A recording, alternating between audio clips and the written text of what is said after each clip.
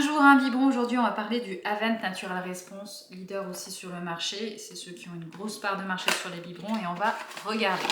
Pas de sponsoring, pas de partenariat, juste un avis d'une consultante en lactation IBCLC et d'une spécialiste en alimentation du nourrisson. Donc, celui-ci, c'est le spécial anticolique. Anticolique parce qu'ils nous ont pondu un système à l'intérieur.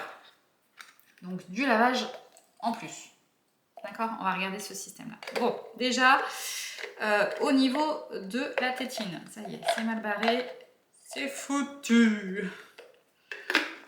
Allez, au niveau de la tétine, donc on est sur une tétine assez rigide ici, moyennement souple à ce niveau-là. Donc c'est connu quand même pour être un biberon les plus difficiles sur le marché parce qu'ils ont des tout petits débits. Maintenant, ils ont augmenté un peu leur débit, donc ça convient un petit peu mieux à d'autres bébés. Mais bref, Avent est quand même un des biberons les plus difficiles à téter.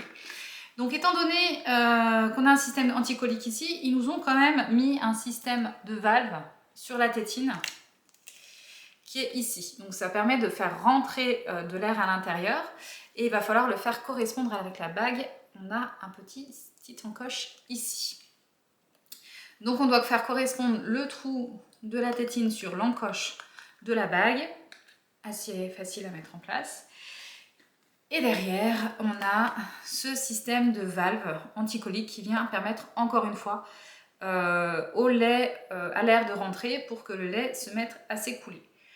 Alors, on a cette valve-là qui est présente et on a ce système-là qui, pour moi, n'est pas très clair. Donc, cette valve-là, pareil, je pense qu'au fil du temps, elle va se détériorer. Si vous ne voulez pas la mettre, en fait, vous pouvez tout à fait utiliser votre biberon comme ceci normalement. Mais il n'y a plus d'intérêt, vous avez acheté votre biberon beaucoup plus cher parce que vous avez acheté cette valve-là. Mais étant donné qu'on a la valve au niveau d'entrée d'air de la tétine, bon, j'imagine que ça va permettre un peu de trier toute la mousse qu'il peut y avoir dans le lait, éventuellement, j'imagine. Donc quand on met ce système-là, on voit que ça vient vraiment épouser tout le bord du biberon. Bon, est-ce qu'il y a un intérêt quelconque? Je ne sais pas. Parce que ça doit se dérouler comme ça. Ce système doit plutôt être en bas. Bon. Voilà, je ne vois pas sincèrement l'intérêt de ce truc. Ça nous fait une pièce supplémentaire à nettoyer, sachant qu'on a déjà une entrée d'air ici au niveau de la tétine. Alors pourquoi nous avoir fait ce système-là, si ce n'est que c'est un argument commercial supplémentaire? Je n'en ai aucune idée.